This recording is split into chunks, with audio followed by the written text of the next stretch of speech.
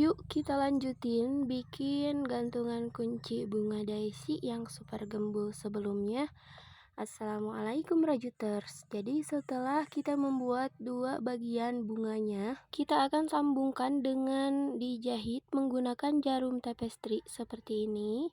Lalu ini kita potong benang sepanjang sesuai keinginan. Ya, dikira-kira saja. Kalau ini aku potong sekitar 1 meteran lebih. Terus kita akan jahit dengan satu helai saja. Ini kita satukan bagian dalam bunganya atau bagian yang jeleknya. Terus kita akan jahit dengan cara dililit di tiap lubangnya. Jadi ini kita masuknya di back loopnya, ya.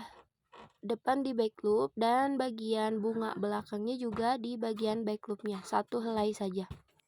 Teman-teman bisa perhatikan videonya. Nah, nusuknya satu helai seperti ini ya. Terus untuk lubang pertama ini diikat dulu supaya tidak ketarik saat menjahit di lubang-lubang berikutnya. Ya, ikat lepas saja, dikencangkan.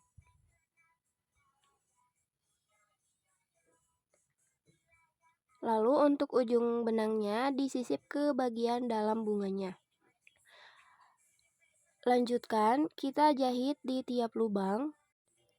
Dijahit lilit-lilit seperti pada video. Jadi ini masuknya di tiap lubang ya. Jangan lupa nusuknya satu helai di bagian loop belakangnya atau helaian belakang rantainya. Nah, seperti ini ya, tuh satu helai seperti ini. Ini harus sama-sama di bagian loop belakangnya supaya lebih rapih ya. Jadi nanti hasilnya lebih cantik. Oke, ini aku jahit dulu sampai dapat satu kelopak bunganya. Nah, ini aku percepat dulu supaya mengurangi durasinya ya. Jadi setelah di keliling, untuk satu kelopaknya, tiap satu kelopak kita isi dengan dakron. Jadi kalau udah dapat satu kelopak, kita isi dengan dakron seperti ini.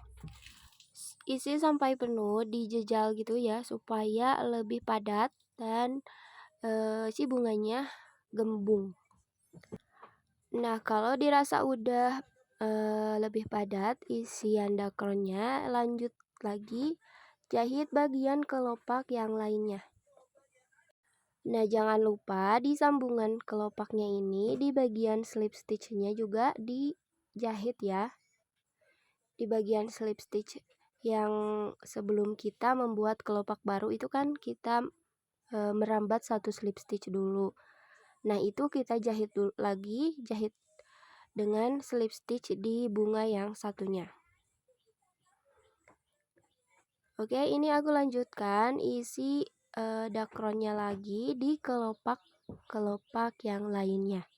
Nah, jadi isiannya harus padat ya, jadi ngembung seperti ini, gemoy-gemoy lucu banget. Oke, ini aku lanjutkan untuk menjahit kelopak yang lainnya, lalu diisi juga sampai selesai.